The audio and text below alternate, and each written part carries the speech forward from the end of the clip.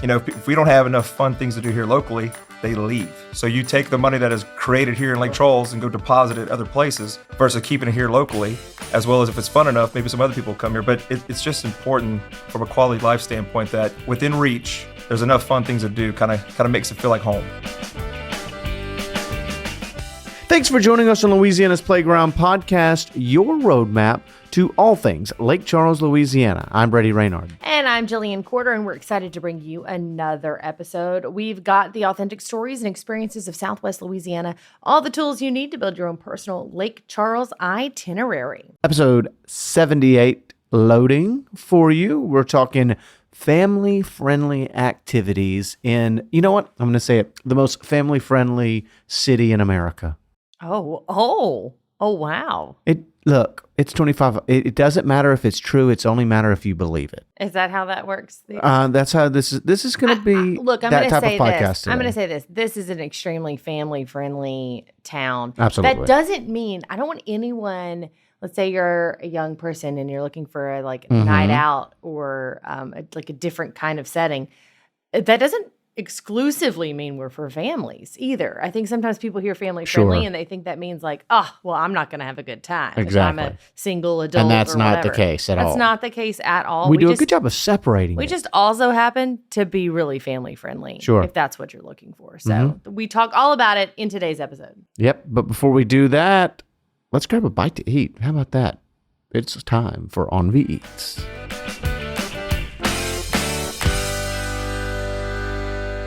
This week we head to Fat Pat's. It's a bit of a regional chain. There's 6 total locations, but this is the only one here in Southwest Louisiana.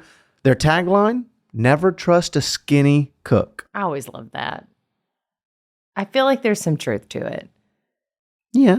If you cook, I know a lot of chefs who are in great shape though. I got to give them that. But it's probably because they try not to eat their own food because they understand it. If they're taking part in their product, then it must mean it's pretty good, right? Yeah, exactly. And I think the one thing that kind of really stands out, they're kind of sprawling location there. It's got booth seating and bar seating and patio seating. There's the basketball games in the corner for kids to play, and there's also the whole patio area, which is really, really nice. They kind of have some fake turf there to kind of feel like you're part of the game. There's TVs there, a Golden Tee video game. There's table games as well for people to play, like Jenga blocks there too. Yeah. And just a bunch of kind of, tailgate feel to the patio area. Super casual. Yep. And also family friendly. Right. Goes along with our theme here today. Yeah, it's almost as if I chose this. It's almost like it was on purpose. Mm-hmm. All that good atmosphere, though, combined with really good food. Yeah, I agree. And let's start there with the appetizer. I really wanted to try some of the wings, so we got the lemon pepper wings for the table. Jill did not partake; she's not a big wing fan. Not a Wang fan. So this part will be me just winging it. We went with the lemon pepper. It's a dry seasoning, really meaty wings, and there's a slight sweetness to the lemon pepper wings. There's some slight saltiness there too. Sweet, salty pairs really well. Really big kudos to how crispy the wings are. They had such a crunch when you were eating it, and they're not breaded. So that just shows you that they were fried to perfection. They weren't dry though. Overall, really good wings. I'm more of a saucy guy, so I went with the dry wings. At the rest of the table's recommendation, and it was good. I really, really enjoyed it. I'd love to try a lot of their other flavors. The lemon pepper, though, very, very good. It's always a classic, though, and people love that. I mean, everybody likes lemon pepper wings. How do right? you not? I mean, it's the citrus, it's the peppery. It just works. Other than me. But that's just because I don't like wings. I like lemon pepper. Yeah, I was going to say, I've made lemon pepper chicken and you've enjoyed it. Yes, so. very much so. So I got the Bay Burger, which I have, spoiler alert, gotten before. It's just so good. It's a classic. You'll see it big on the menu. It's got a little star beside it because it's clearly one of the favorites there at Fat Pat's. It's got a fried egg, bacon, cheddar cheese, lettuce, tomato, pickle comes on it, and Pat's sauce, which is their signature, mysterious. Their house sauce, as we talk about here. Everyone's got one. Everyone's got one. This is theirs. So good. This is a giant beef patty, right? A shout out. Nice, thick Huge. patty. Yeah. But not too meaty that it like distracts from everything. It's perfect. No. Perfect size. It's the perfect size, but I don't know how else to explain it, but when you're eating it, you're like, this is a real burger. This is a burger. You gotta like make a burger. I'm making a fist and my voice got deeper. It's a burger with like a capital B, It really is. It's really good. Great patty on there. I love a fried egg.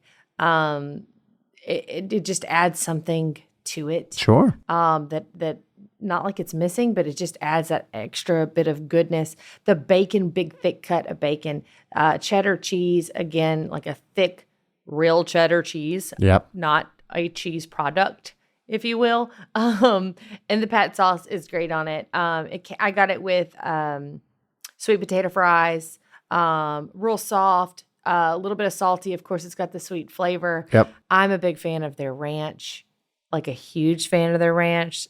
Fat Pats, if you want to give me the ranch recipe. Ranch Watch. This is one of them that's really, really good. So I just overall, though, a really good burger. And there's a reason why I keep getting it. And I will again. Yeah. So I probably should have gotten something that's always on the menu, but it caught my eye. So I had to order the burger of the month. So they do rotate different burgers of the month. So this one will have to be back and probably needs to be put on the menu full time. I got the Hatch Chili Burger. Which if Brady sees the words Hatch Chili, anything, he's gonna. I saw someone comment on Facebook, "This isn't New Mexico. Get it out of here." Sir, have you tried Hatch Chili Burgers? That's a ridiculous statement. How dare that guy? Oh my goodness. It was incredible. So it's a beef patty and they top it with Hatch chilies. They cook it in a garlic Parmesan sauce. Yeah. Sauteed spinach, provolone cheese, and then a Hatch chili aioli. And it has so many different flavors that work in unison. It's like singing a beautiful hymn. Oh. The aioli's Take great. me to church. It's so flavorful. It's cheesy. There's some tanginess to it. The Hatch chilies really shine. Like if you've had a Hatch chili, it has a very distinct flavor. Yeah. And it pops out through there. A thick patty. In a world of smash burgers, I feel like the original thick burger is kind of underappreciated. Yeah. Well, that I don't know. It's just all burgers are beautiful, by the way. All burgers are beautiful. But I think that I love smash burgers, but I also have a soft spot for thick burgers and for a real burger. And it works, man. Now, the only drawback to this burger, it's a little messy. I have to kind of eat it with a fork and knife because it's so saucy, but man, it's so good. I'm sorry. That is not a turn off for me. When people say, "Oh, it's a little messy," I'm like, good. Yeah. This burger needs to be on the menu full time. I'll say it. It needs to. Well, hopefully Fat Pats is listening. Also got the sweet potato fries. Love them. They're chewy. The edges were crispy. There's that slight sweetness. Yeah. I don't know. I kind of prefer maybe a sweet potato fry. This is something that I'm getting a little older. Me too. So I will be honest, I never ate a sweet potato fry until like a couple of years ago. Yeah. And now I am getting to where I prefer them. In some instances, it's definitely and these are very good. Yeah. These are very good. Big, thick cut of fry. Thick seems to be the theme here at Fat Pat's, which makes it seems on brand. Thick pat. Yeah. It's really good though.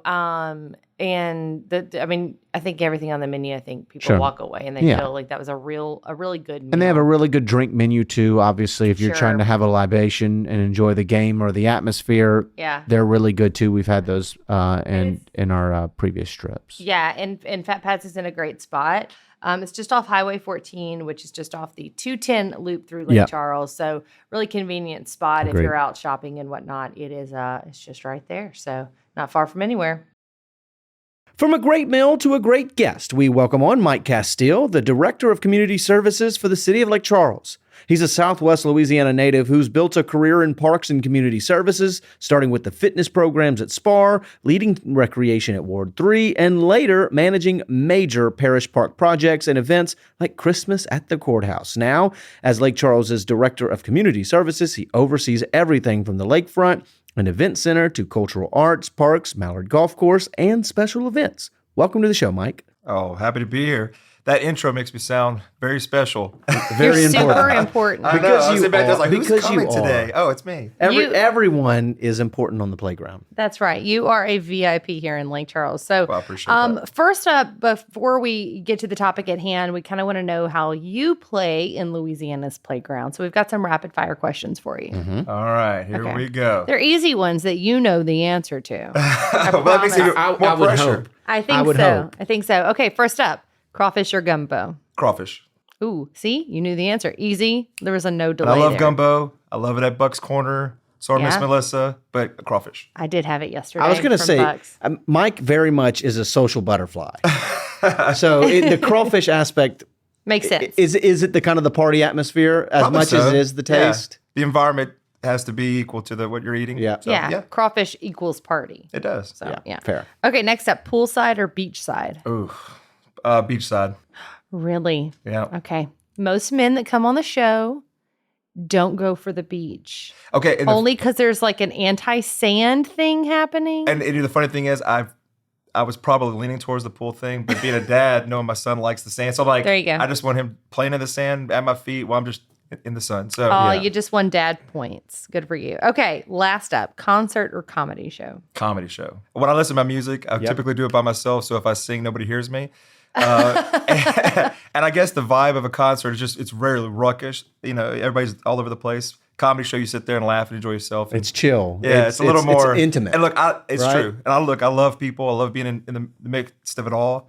But sometimes it's just nice just to sit down and be entertained. So Yeah, I mean, they're telling Yep. a story. I love the way comedy kind of ties everything together. So let's get to the topic. Your department is really at the heart of finding and providing things to do for residents and for families, obviously. Can you begin by telling us about your role and then overall the philosophy for what you do?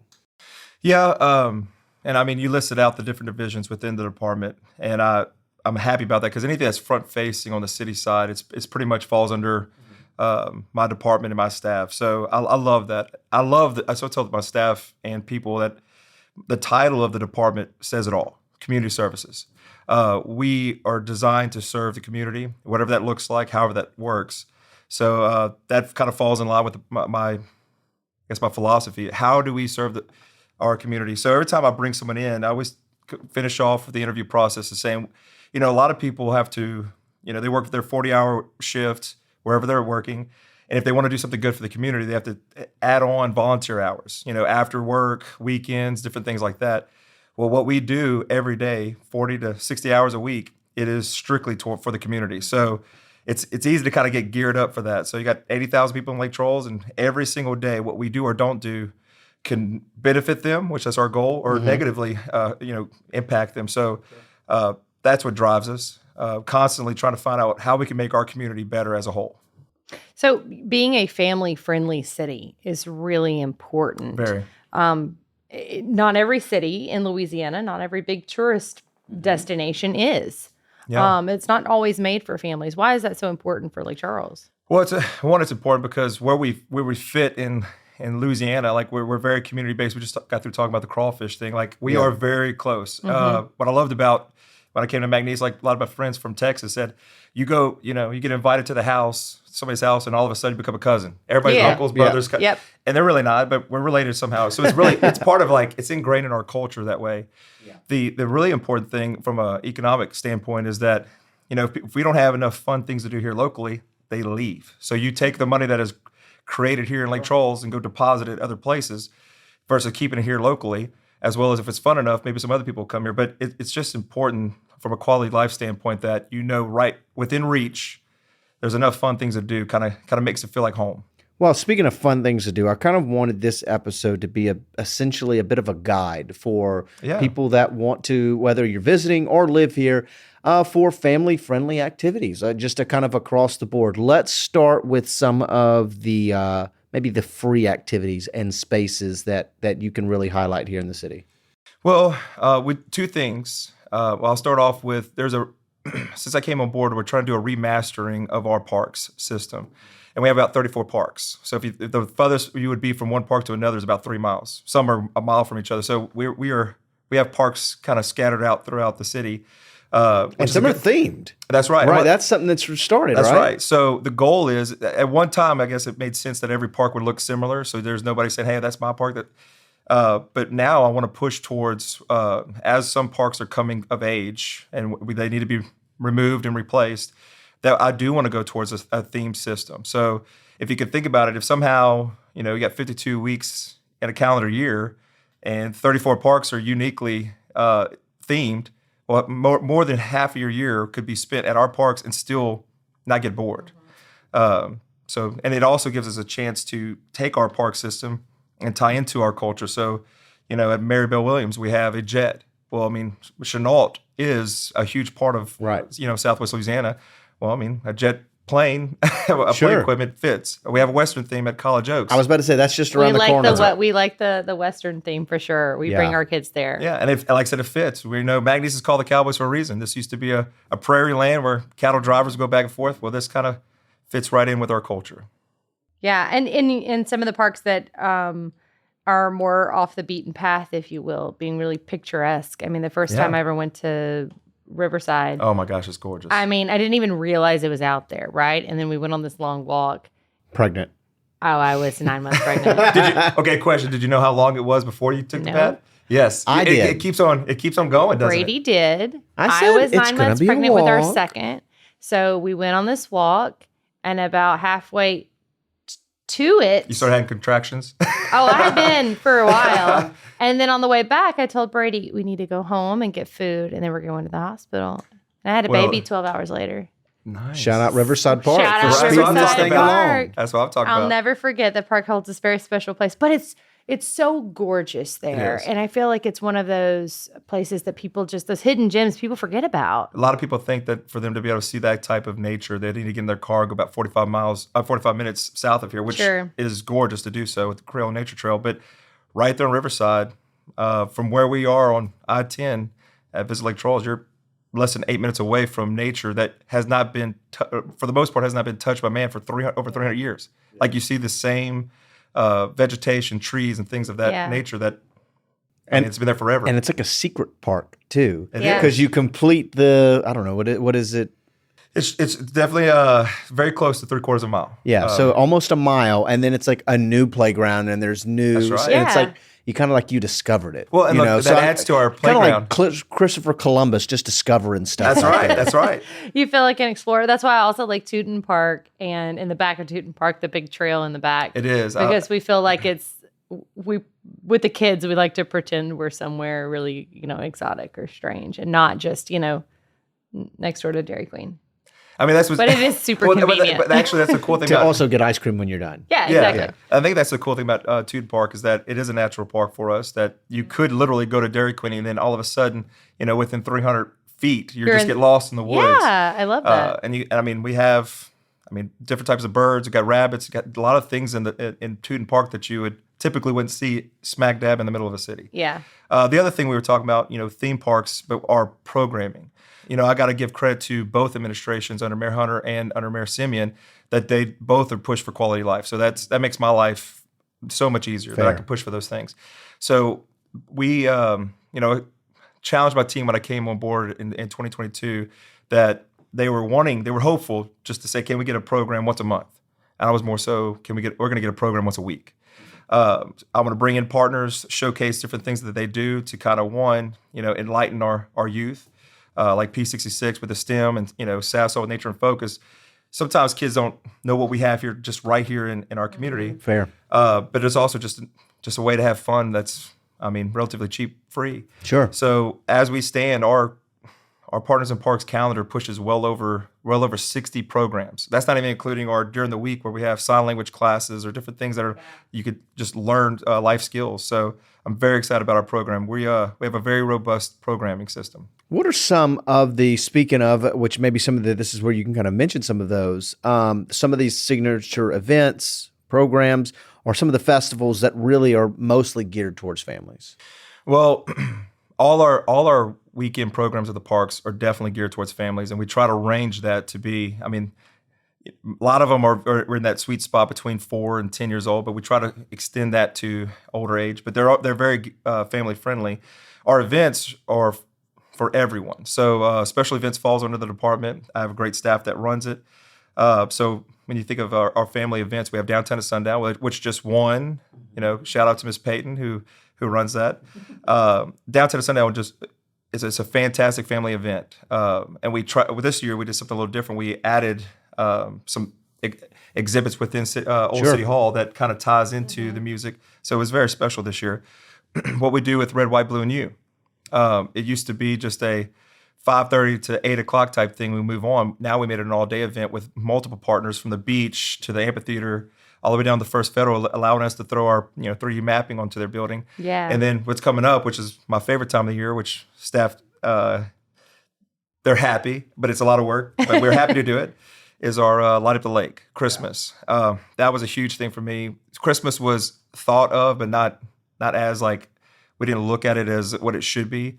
At the city, a couple of years ago, it'd be the second Saturday of December. When I came, it was like, we're going to be the last Saturday of November, so we can have all December to celebrate. And look, nothing against Saul or anybody else. Love them all. Love every one of them. But Lake Charles should be first. So we get to kick off the Christmas holiday. So we have great, huge programs that are very family-oriented. I do love the Christmas, the Light Up the Lake. It's so much fun. And bringing the kids out there and letting them go on the little train ride. Yep. And when the snow, I'm using air quotes. The faux snow is coming down. They have such an amazing time. When I came on, we had a train. It was just ran by a little John Deere tractor. I said, what if it looked like a train? Yeah. So we partnered with Custom Metal and got it fabbed up, and now it looks like a train. The snow, I was like, hey, I asked purchasing, find me a snow machine. So they're like, this is odd. But the kids love it.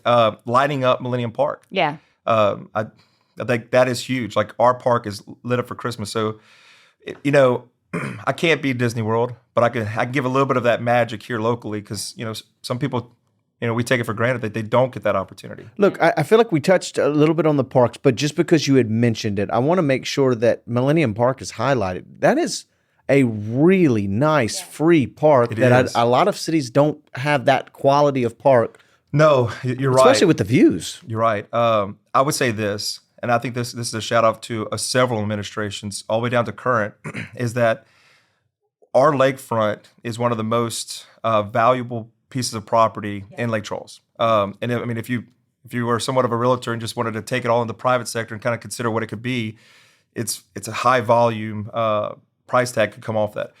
Well, we chose with our lakefront to put a park. So if you think about it, one of our most special, most priceless assets for the city, and we chose to dedicate that to children. And I think that just talks about the heart of Lake Charles and just our community as a whole. And no, how the playground, how it works, it is expansive.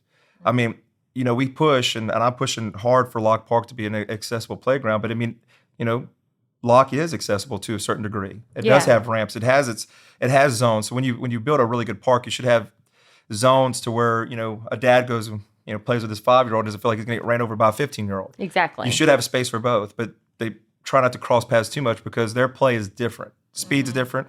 So you have the tree house and you have the little play area, but also it has a lot of themes. And we're talking about theme parks right now, but you have a pirate ship, you have an airplane, you have like I said, a tree house. You also have a lighthouse. Millennium Park was very well done. And then adding on to that, the splash pad. That's right. Adding in this new element and having it right there in front of the amphitheater. It just connects everything, I think, really, really well. It really does. And look, we have a plan to expand on it. Zip lines. Zip lines? You can't whisper zip lines. So that's exciting. I'm here for the zip line. I'm only here for the zip line. I'm only here for the zip line. Okay, look, the zip lines that I won, look, everybody at City Hall is either laughing or cringing, or both.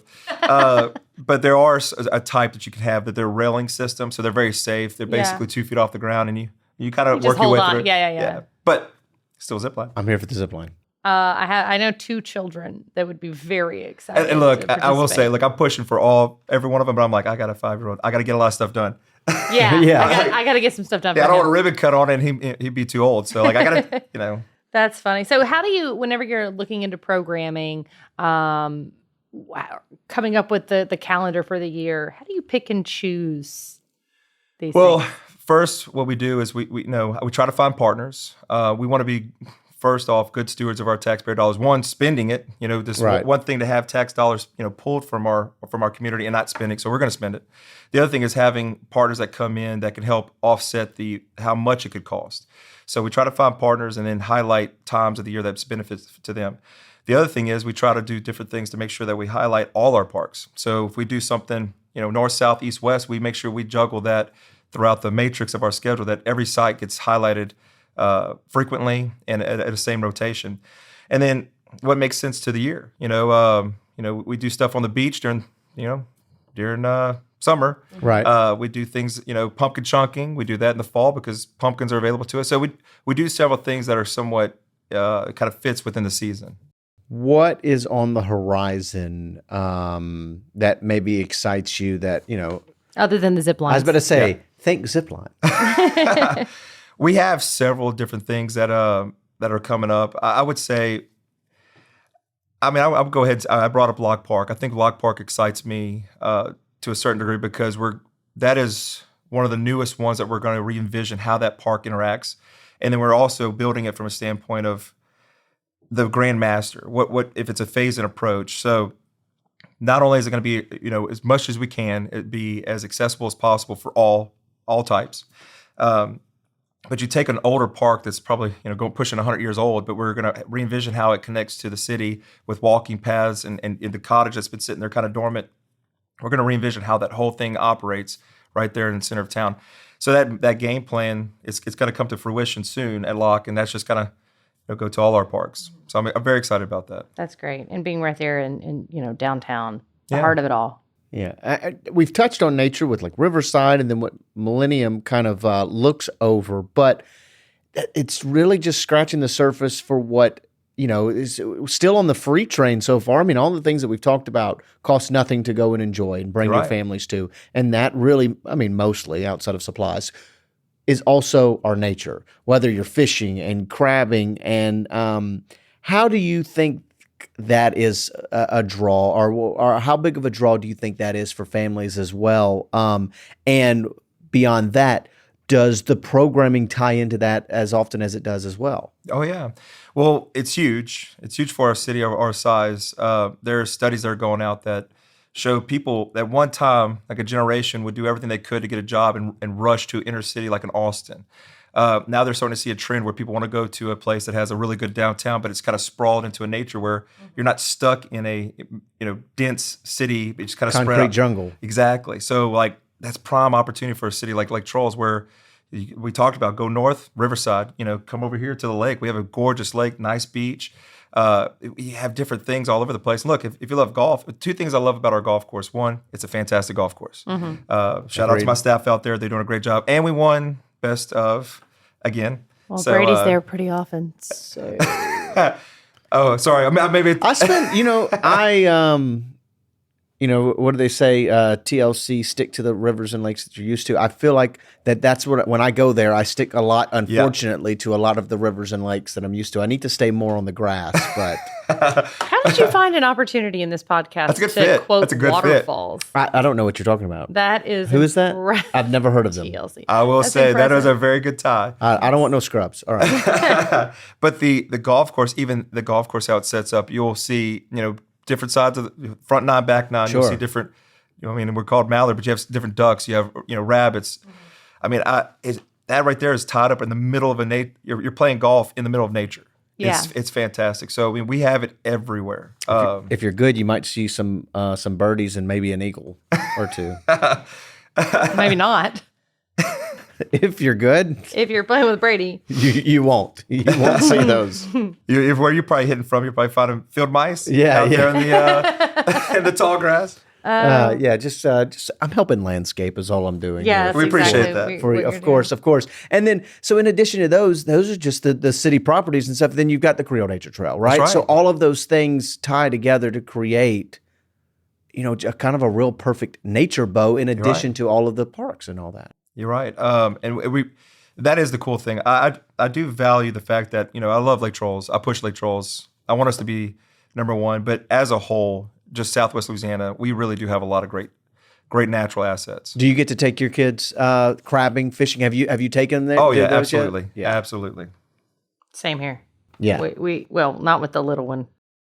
Oh, she's as feisty as a crab. You gotta watch She'd out. try to knuckle up with one. I mean, my little one's crossing wire lines, with fishing poles. So I mean, if anything, I catch a sunburn and a headache. But it's good times. It's good times. It is a good time. In fact, wasn't that long ago that we took the kids fishing and we ended up right there at Port Wonder at the little dock, and that's where we ended up fishing from because it was just the right spot. Yeah, it's a good time, and all the things that the city's doing. Along with you've got Port Wonder and Urban Air and Lake Erie Adventures and Game to Life and all those in the places. last 5 years, the businesses have caught up for that as well, for family friendly activities. Mentioning the ones that she's doing, like it really feels like there's a mission for Lake Charles to say we want families here. Yes, we do. And look, the companies you mentioned, they really do take that as a priority, trying to. And I appreciate every one of them, and every one of them has been to a certain degree a partner with the city in in free events. So they do take that seriously about not only getting their name out, but just having the community be tied and bound together for fun. Yeah, you can do a little bit of everything here in Lake Charles with a family. Thanks again to Mike for joining us here on the show, and the biggest thank you of all. You know who it goes to, Jill? Does it go to the listener? Yes, it does. How did I know? You know why? Because they listened? Yes. And so my ask is this. If you enjoy the show, please leave us a rating or a review. We really, really appreciate it. Yep, that helps us grow our audience and further share the unique experiences that Lake Charles and all of Southwest Louisiana has to offer. Go to visitlakecharles.org/podcast for more episodes, advice on where to eat, and events that are happening this weekend. I'm Jillian Corder. And I'm Brady Raynard. Thanks again for coming to play at Louisiana's Playground and our playground, our play sets or whatever. Thanks again for coming to play at Louisiana's Playground. Sit you.